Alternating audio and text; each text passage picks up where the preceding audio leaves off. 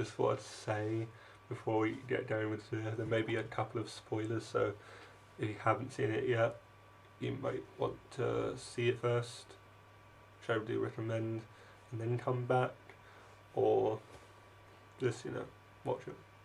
Have fun. Do whatever. Okay, so today I finally got around to seeing Men in Black 3 at the cinema, and I really enjoyed it. I've waited a while, just has been travelling last week, and today has been a good chance to see it. I also got to see it a little bit cheaper today as well, which is always a good thing.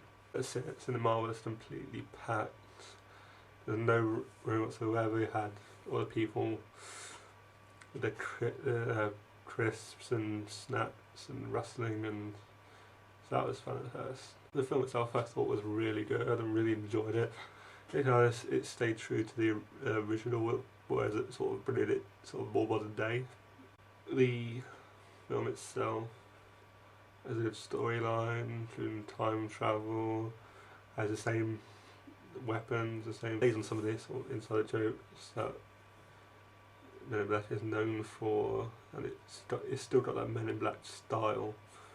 Relationship between K and Agent J is still hasn't decayed and hasn't changed much. They still struck the same sort of chord between the two characters, even though it's been 10 years since the last film. Which is the actor Josh Brolin plays a young Agent K, who Agent J goes back in time to save from Boris the animal. He gets the sort of look of K right, and the sort of the sound of K as well.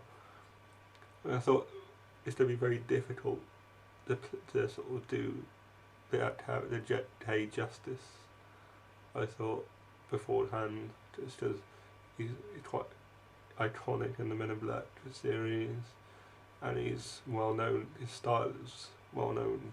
Even if you don't know the film very well, you know his style. But I was very pleased with how it turned out, and initially when I came out of the cinema, I was a bit It's more probably to do with the fact that there were so many sort of people there, and it was a bit uncomfortable. I'm quite a tall person, so it's fitted in the earlier seats. It can be a bit much annoying when there's loads of people. The film goes back to the early 60s when America was preparing to put the men on the moon, and obviously they had the bit of segregation at that time. But even though the film touches on those issues briefly, it's not the main focus, and it doesn't become a film about American dominance or whatever, or segregation. You should sort that out as well. It's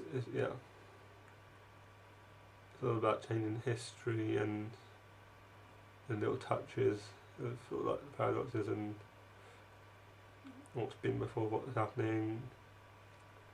Sort of, it's like there's still going to be death, one of my characters says, and sort of things like.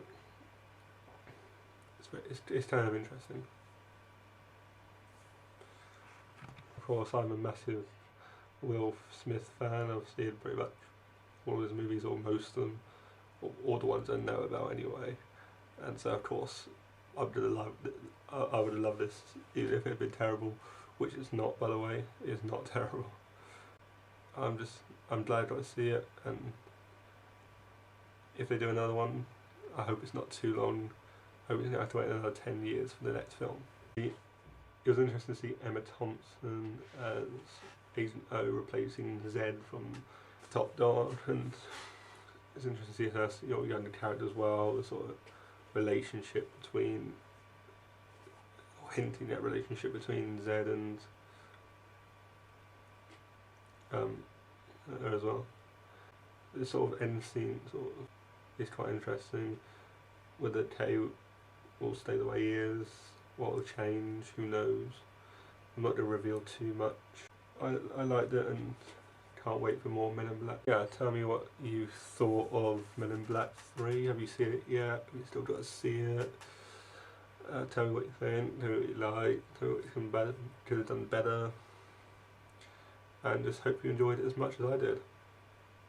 See you later.